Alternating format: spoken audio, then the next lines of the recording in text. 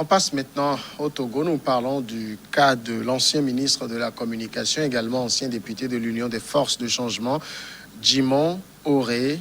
Eh bien, il a été condamné hier par le tribunal de première instance de Lomé, qui le jugeait en correctionnel, à 2 ans de prison ferme. C'était donc à l'issue d'un procès. Il était jugé pour outrage aux autorités publiques et diffusion de fausses nouvelles. Il a promis faire appel. Donc, je le disais, jugement au niveau du tribunal. Première réaction, Firmin Tekou Agbo, à cette condamnation. On parle d'outrage à autorité publique, diffusion de fausses nouvelles. Djimon Oré, ancien ministre, ancien député, moi je me dis, quoi qu'on puisse lui reprocher, on n'a pas besoin d'aller jusque-là. Ouais, il fallait on l'avait gardé au SCRIC, on pouvait même le condamner avec sursis. On pouvait même le condamner avec sursis pour respecter un peu son rang, parce que c'est un homme d'État, au-delà de tout. Avant de voir même le contenu, il fallait décider un peu de la forme. C'est un ministre, un ancien ministre, parce que le Togo a fait beaucoup d'efforts en ce qui concerne les opposants, les hommes politiques, les journalistes. Depuis certaines années, le Togo n'enfermait pas dans ses prisons des hommes politiques. A dit, on ne va pas t'enfermer pour tes positions politiques, pour tes opinions politiques ou pour ta manière de voir les choses. Donc, sur ce point, du Maoué, quand le tableau est comme ça, on est un peu respecté à l'extérieur.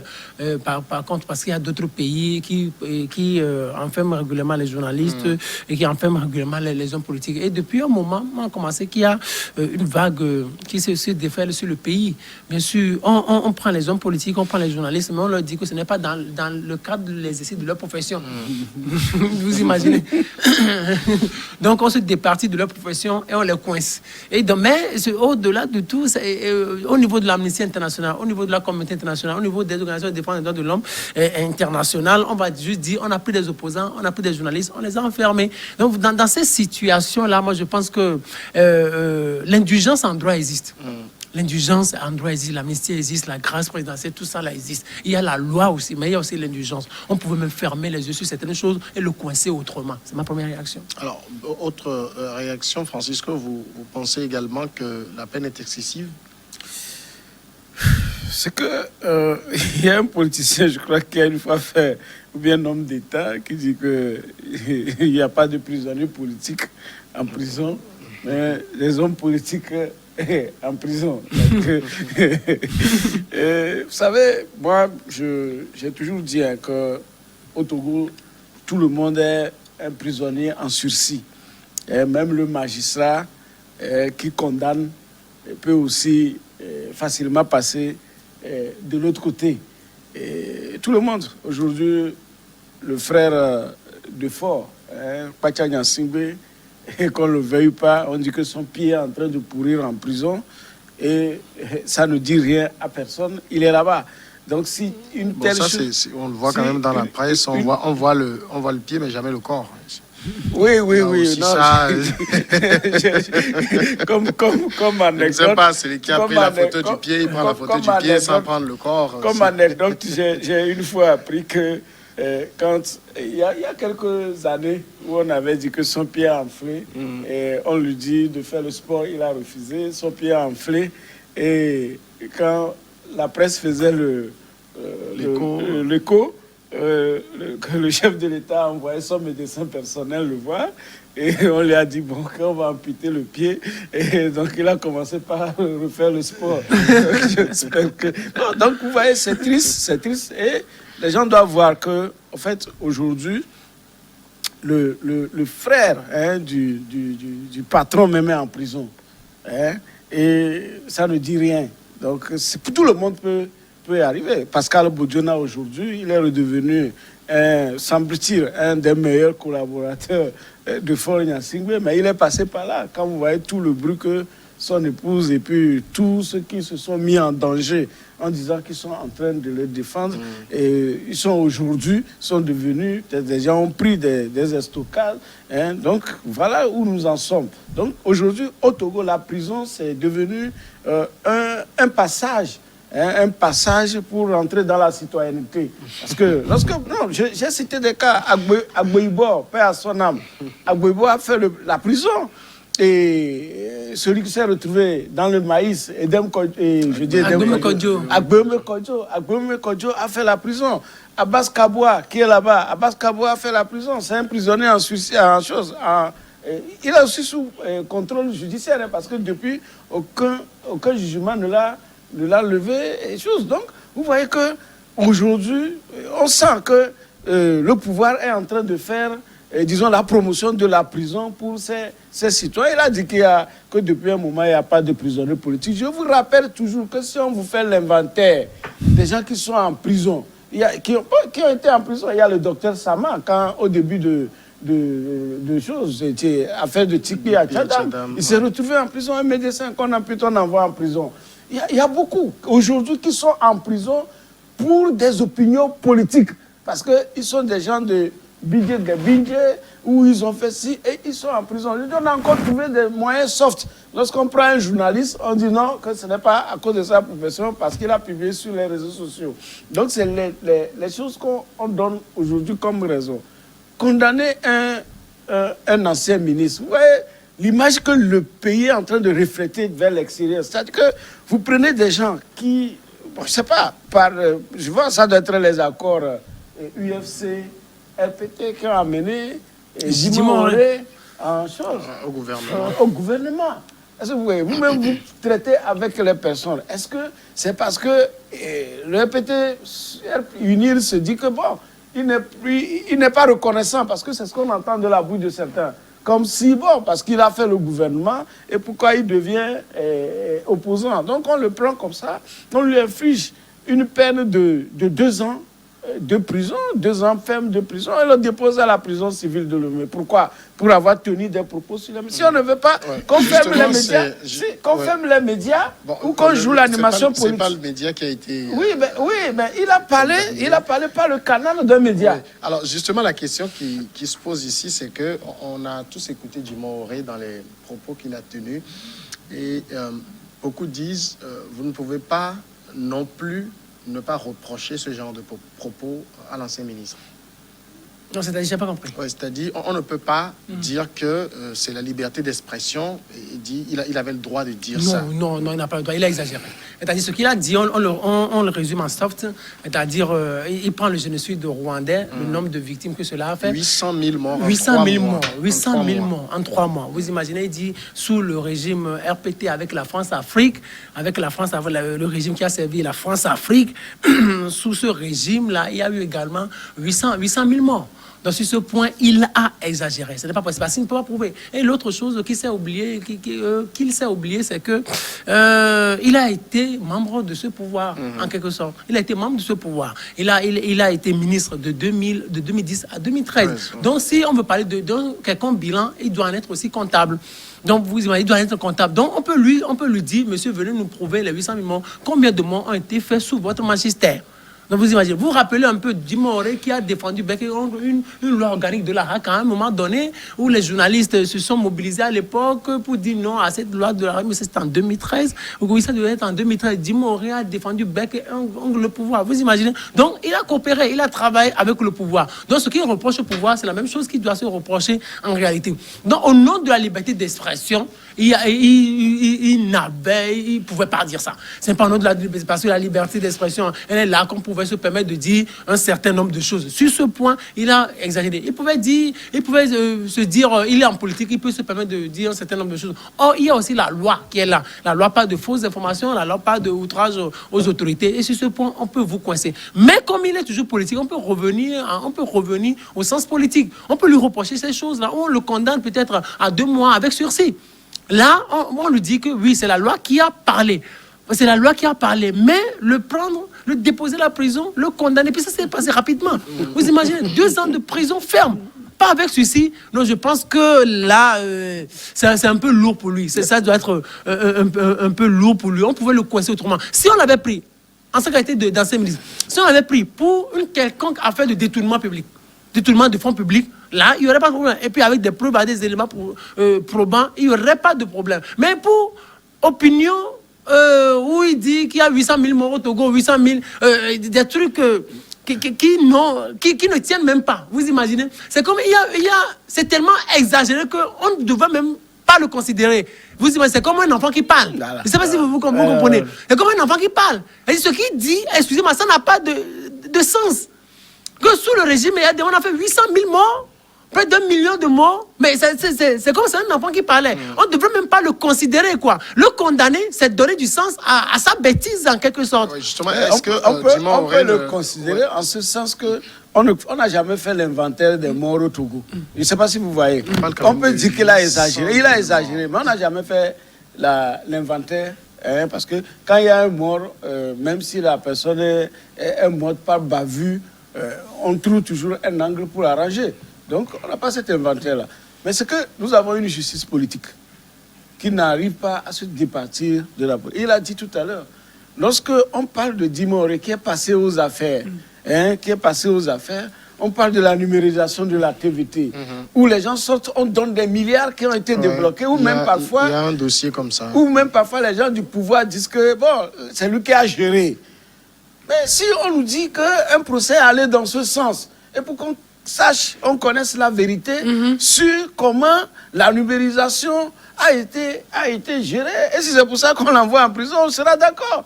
Mais l'envoyer en prison parce qu'il a tenu des propos, comme je le dis, que nous tous nous sommes dans l'impasse. On ne sait pas tel ou tel comment il est mort. Même le premier président, Sylvanus Olympio. Aujourd'hui, personne ne sait de quoi il est mort. On est dans les supputations. Donc, aujourd'hui, un homme politique peut venir décrire ou bien donner sa version de la mort de Sylvanus Olympio. On pourra le mettre en prison. Parce qu'on va dire que non, qu'il a fait outrage ou bien il a fait publication de fausses informations. De fausses informations. Donc, lorsque vous laissez le peuple comme ça dans l'impasse, donc, c'est comme ça. C'est vous qui qualifiez les choses de fausses informations, puisque vous-même, vous n'avez même pas les mesures de vérification. À quoi servent aujourd'hui les avocats au Togo? Parce que quand vous voyez tous les procès politiques, c'est le juge qui condamne. Et finalement, on ne sait pas si l'avocat a bien travaillé ou l'avocat n'a pas bien travaillé. Est-ce qu'il est encore important au Togo, lorsque vous avez un problème avec la justice togolaise, de prendre un avocat? Parce que là, c'est vraiment la question que moi, je me pose depuis un moment, lorsque nous avons vu les condamnations des organes de presse comme Alternative, Liberté et autres. On se demande, est-ce que nous avons encore une justice qui peut dire le droit? Parce qu'on prend les avocats, on voit que les gens demandent des preuves, même parfois des choses sont visibles. Et on vous demande encore des choses à apporter. On ne sait pas si... Bon, notre justice aujourd'hui s'est transformée en je ne sais pas, moi je dis que c'est une justice politique qui ne donne pas... qui ne donne pas la possibilité aux citoyens de se défendre, et donc une justice qui désapprend, malgré tout ce qui a été investi comme réforme de la justice. Je peux dire que notre justice désapprend, parce que lorsque le politique lui dit « fais ci », c'est ce que nous avons l'impression, et il applique un point, un trait. D'accord. En tout cas, je veux rappeler qu'il y avait, au-delà des faits, enfin des charges pour lesquelles il a été condamné, notamment outrage aux représentants de l'autorité publique et diffusion de fausses nouvelles, il y avait également dans les charges retenues préalablement contre lui la tentative de trouble aggravé à l'ordre public. Le juge a écarté cette accusation, estimant que cela n'est pas constitué.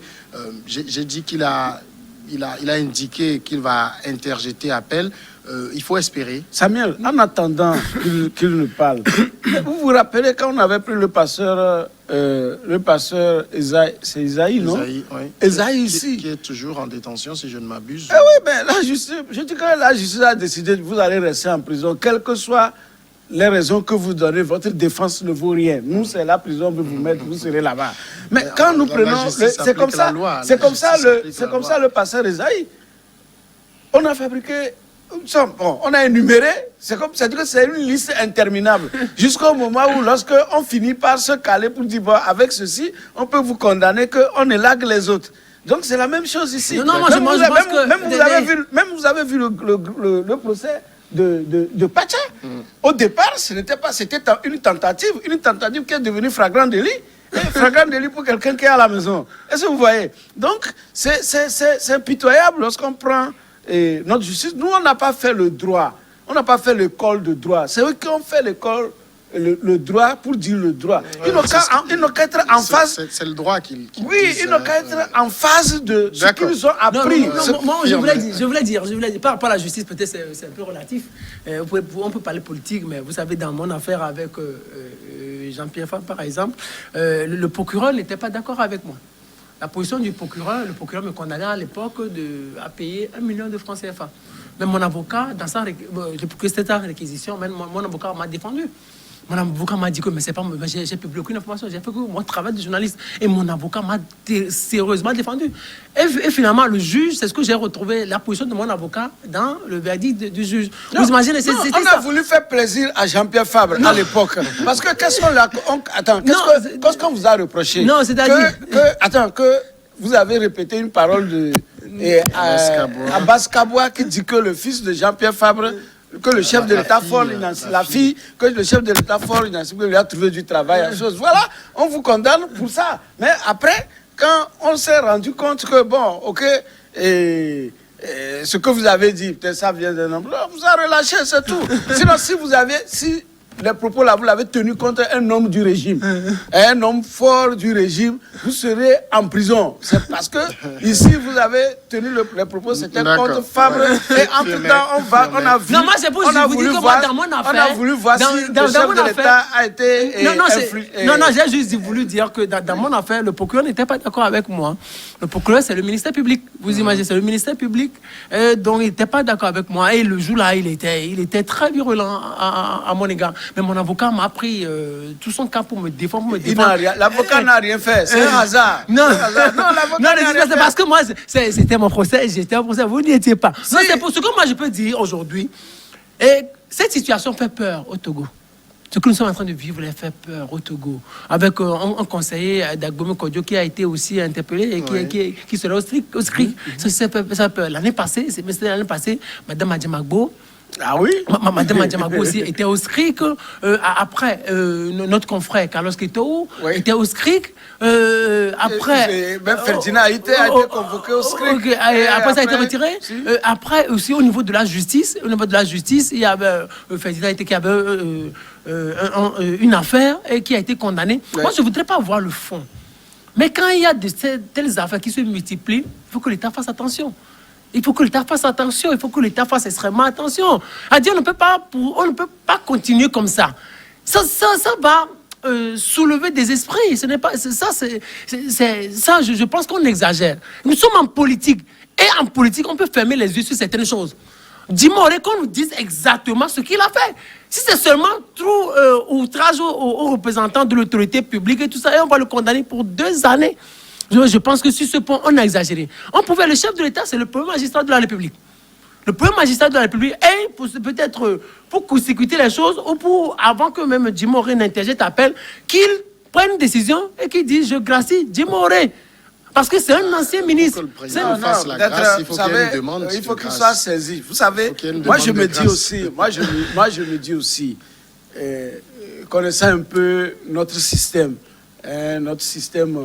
politique, c'est que nous sommes aujourd'hui, nous sommes à 3 ans de la prochaine présidentielle. 2025. 2025. Est-ce que vous voyez, si on le sort de prison avant 3 ans, il devient un martyr. Que peut-être on est en train de fabriquer pour affronter fort en 2025. Non mais attendez, le PT c'est une machine. La preuve, qui aurait cru que Agbéomé allait être aujourd'hui allait être candidat la dernière fois. Donc c'est le système qui fabrique ses opposants et attribue, n'est-ce pas, les notes. Celui-ci est opposant charismatique. Celui-ci est opposant charismatique. Celui-ci est opposant historique. Et autres. Donc, celui-ci est chef de file de l'opposition. De l'opposition. Donc, je crois qu'aujourd'hui, ils sont en train de trouver quelqu'un. Parce que quand vous écoutez Djimoré, c'est quelqu'un qui s'est formé, qui s'est forgé quand même, disons, un sens de débat. Quand vous le suivez sur les chaînes, ce n'est pas avant Djimoré au gouvernement. Mais c'est un Dimoré qui a pris le temps de se former au débat. De se former, d'être au débat. Donc, comme il fait du bon débat et qu'on a senti que sa voix peut porter, et disons, encore... Est-ce qu'il fait des débats? Il intervient. Oui, je mais n'ai jamais vu il dans un a... débat où il y a discussion comme vous faites là. J'ai jamais vu Jimon Oré faire ça. Hein. Il intervient. L'autre fois, il a été reçu sur une radio. Il parlait à l'occasion de son 61e anniversaire de l'indépendance. Il a dit, hein, je cite la phrase, le nombre de Togolais morts sous le régime dépassait celui du génocide au Rwanda. Il a parlé même de l'armée en parlant d'une armée d'occupation. Je comprends qu'on soit ému de la peine, mais sur les propos, il y a quelque chose quelque part. Non, oui, il allait trop loin. Attendez. Peut-être les mots sont un peu déplacés, mais on peut le rappeler à l'ordre, n'est-ce pas? Il y a les droits de réponse, il y a tous les moyens. Il est passé par les médias. Il n'est pas resté au cours d'un meeting pour parler, même si c'est au cours d'un... C'est un homme politique. C'est un homme politique. C'est un exercice de sa profession quand même. Oui, attendez. Il y a des hommes politiques qui en disent, hein, quand vous écoutez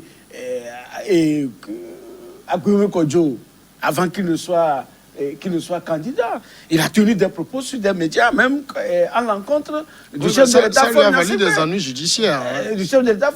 Il y a Nicolas Lawson qui en parle régulièrement. Non, le problème c'est que non. Francisco n'a non, je pense que le contenu de Jimon Oré est exagéré. Je n'ai pas dit. J'ai dit qu'il y a des mots qui sont déplacés, mais cela ne vaut pas la prison. Ouais. Ce n'est pas ça qui vaut la prison pour un homme politique.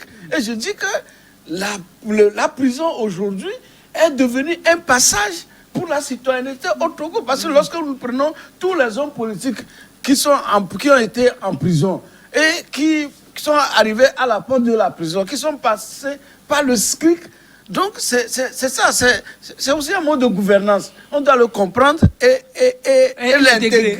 Que là où nous sommes, nous tous là, nous sommes des prisonniers en sursis. C'est-à-dire qu'à tout moment, lorsqu'on va décider que aujourd'hui c'est Manani qui va aller en prison, il ira en prison. Si c'est attaque par l'amitié, il va aller. Quels que soient les avocats. Il n'y a pas de condamnation ex nihilo. Mais attendez, quels que soient les avocats, vous avez dit, depuis quels sont les procès politiques que nos avocats arrivent à défendre. Même quand on fait, les gens sont allés jusqu'à la cour de la CEDEAO, quand ils sont revenus, qu'est-ce qu'ils ont dit? Si c'est l'argent là, comme c'est l'argent du contribuable, donnez-leur pour les dédommager. On le fait, mais si c'est pour libérer les gens, on n'est pas pour. Je vous dis qu'il y a beaucoup de Togolais qui sont en prison, qui sont des membres du PNP et autres à travers le pays. Ils sont nombreux là-bas, il faut les sortir.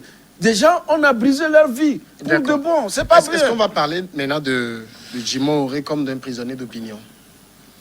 Oui, c'est un prisonnier d'opinion. Il a exprimé une opinion. Seulement son opinion n'a pas plu. Moi, je pense que pour couper court, c'est un prisonnier de droit commun. Non, c'est un prisonnier d'opinion. Il était à la radio en tant que chef de parti politique. Il était invité en tant que chef de parti politique. Et il a exprimé ses opinions vis-à-vis d'un régime. Oui, mais en même temps, par exemple, vous pouvez être invité, hein, vous êtes des invités ici. Si vous commencez par tenir des propos, je ne parle pas spécifiquement de Jimon Oré, je vais juste donner un exemple, pas faire des appels à la haine, par exemple. Est-ce que vous êtes un prisonnier d'opinion? Si on vous arrête et on vous met en prison pour ça. Oui, est-ce que... Bon, même je pense que le code même condamne ça. Même l'autre code même condamne ça. Notre formation ne nous permet pas même dans le code. Oui, c'est ça la question qu'on peut se poser avec Jimon Oré. Est-ce qu'un politique devrait dire ça? Non, un politique ne devrait pas dire ça. Ce qu'il a dit là, il a exagéré. Bien sûr, c'était dans les exercices de sa profession, bien sûr. Mais c'est comme ici, on vient ici, on appelle... Jimon Oré n'a pas appelé les gens pour aller prendre les armes. Non, je sais. C'est ce qu'il a dit. Quand il comparé...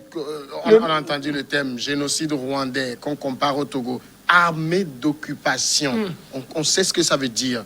Armée d'occupation. Quand il parle de l'armée togolaise comme d'une armée d'occupation, est-ce que ce n'est pas des propos suffisamment graves? Oui. Est-ce qu'il n'y a pas d'autres thèmes pour dire le génocide, pour parler du génocide? Non, Jimon Oré, c'est un enseignant. Djimoré, c'est un enseignant. Il sait ce qu'il a dit. Oui, mais notre justice... Non, moi, je ne parle pas de la justice. Ce n'est pas la prison. Parlons du contenu. Ce n'est pas la prison. Il y a d'autres moyens. Non, oui, il y a attendez. Retournez sur le média et corriger. On lui demande de s'expliquer par rapport à ses propos.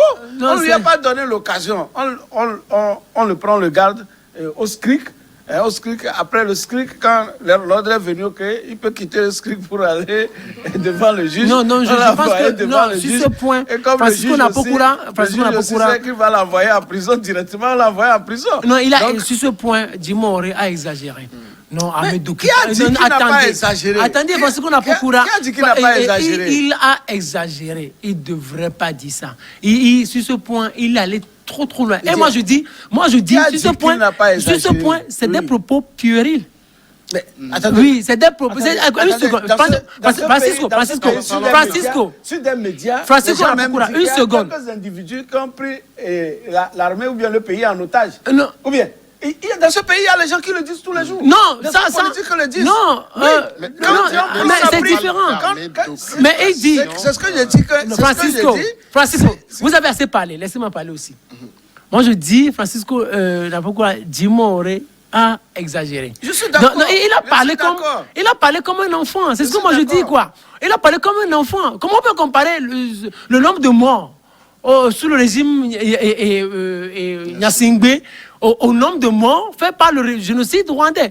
Et n'oubliez pas qu'on a dit même que, je ne sais pas si vous avez lu le rapport de l'Union africaine ou des Nations Unies en ce qui concerne les victimes de 2005. On dit 2005. Oui, attendez. 500 et combien? 1000 morts. 1000 morts. Et on dit 5 morts ont été causés par les milices du régime et les milices de l'opposition.